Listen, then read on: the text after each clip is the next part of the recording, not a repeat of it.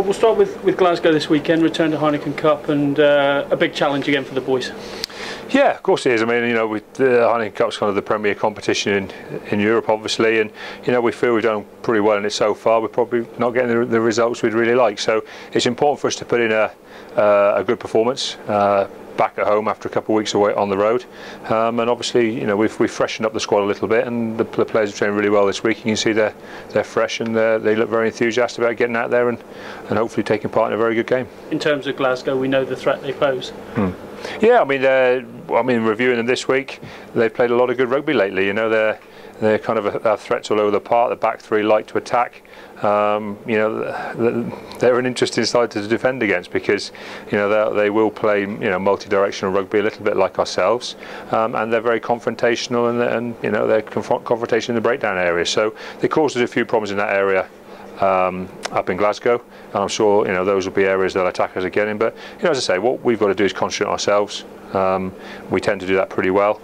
You know, as I say, we're probably a little unhappy with our last couple of results and performances, and so, you know, it's kind of maybe nice to take a break from the Premiership and have 4 weeks of different cup competitions for us to kind of really sink our teeth into and get ourselves, you know, well prepped for the return to the Premiership. In terms of the whole season as a whole, you like to keep things alive, and you're still very much in a role where you can potentially qualify for Europe if you get 2 victories. Yeah, that's right, and I think that's the way you've got to look at it. Is, you know, there's more than obviously the Heineken Cup. There's the Amlin Cup rests on and potentially qualifying from the group, and as we've probably said, you know, if we bang in a couple of wins, that's still there for us, and it would almost be a bigger achievement qualifying through the Heineken than it is when you're in the Amlin and you get to the later stages. So there's still a lot to play for, I think. But I think for me, the important thing is that you know, the group of players we pick go out there and they perform very, very well, and you've kind of got to take what happens then on the chin a little bit like we had to last week.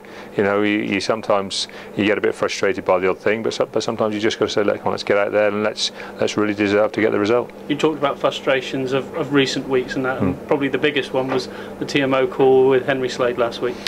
Yeah, well, obviously, you know, it's very frustrating. I think you wrap that game up, and it was always going to be quite an attritional game, played in very difficult conditions, windy and very wet. It was probably going to be decided on which team made the fewest mistakes and which team capitalised on the opposition errors, and the game was going a bit like that. And you know, we do score a perfectly good try, and as I say, the referee asks, you know, any reason not to award the try, so everything's positive in our favour, and a TMO call comes up with an incorrect call. You know, like I say, it's incorrect because I've been told it's incorrect by, you know, the referee and officials and by the TMO himself. So it's a little bit frustrating to think, you know, you would have taken quite a big lead going into the last few minutes of a very tight contest, and we highly likely would have won, and that can be frustrating.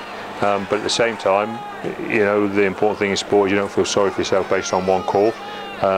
And to be fair, you know, there were opportunities for us to score at other times, and there were opportunities for us to play better in that game. And that's all we've talked about this week. We haven't talked about a poor TMO call. We've talked about what we can do to take it out of being, you know, a one-decision game.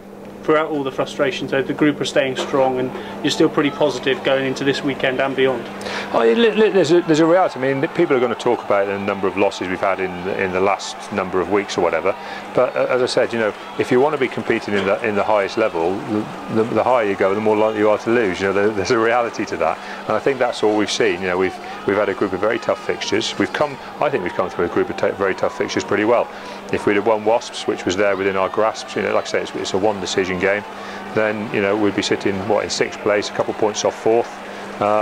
You know, 12 games in, having won 7. And I think this stage last year we'd won 6. Well, we've won 6 this year, but we haven't quite collected as many bonus points. So the comparisons are very similar to last year. The flip side, though, is that when you look at our running in the Premiership now, we've only got 4 away games, and the rest are at home. And so, you know, from my perspective, I actually feel we actually might be in a slightly stronger position with the fixtures we've had than we were last year.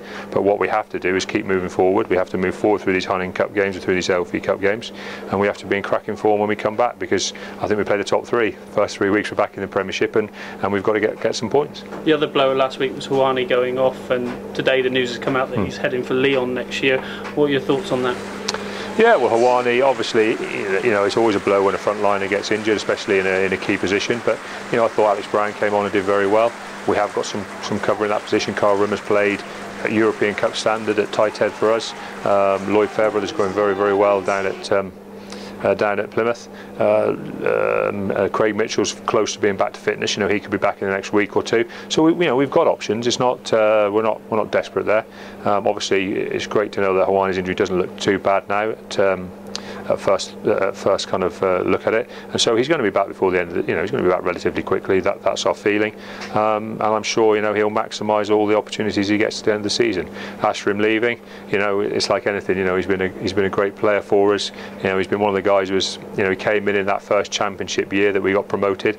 So he's one of those guys who's been here and has only known success, and that's quite nice for him. And I don't have any problem with a player moving on for all positive reasons. Hawani's moving on not because we don't want him to stay, but because a very good French club is prepared to offer him a very, very good contract. And I have no problem with Hawani going. He's been a great player for us. He's a good guy around the place. He's continued to perform very well for us, even since us knowing that he was going to leave. And as I say, it's for me, it's not a negative when a good player who's done a lot of good things for you gets offered a good contract. It's nice. It's nice that we want to keep him and other clubs want him. I haven't got a problem with that. The other news this week is the England squads are going to be announced tomorrow, and Stuart Lancaster was down here casting his eye over the boys last week. What are you hoping? Perhaps a few more faces in the squads? Yeah, I think looking at how we've done, how some of our young players have come through, how good some of the form has been of some of our players in some important games kind of earlier in the season and in the Heineken Cup games, particularly against Toulon and Cardiff. I think we've got a number of guys who are pushing very close, and that coupled with there are a few injuries in both the England squads at the moment. Obviously there's the Six Nations coming up, there's the Saxons games. I think we're highly like to see quite a good representation of Exeter players involved in some England fixtures pretty soon.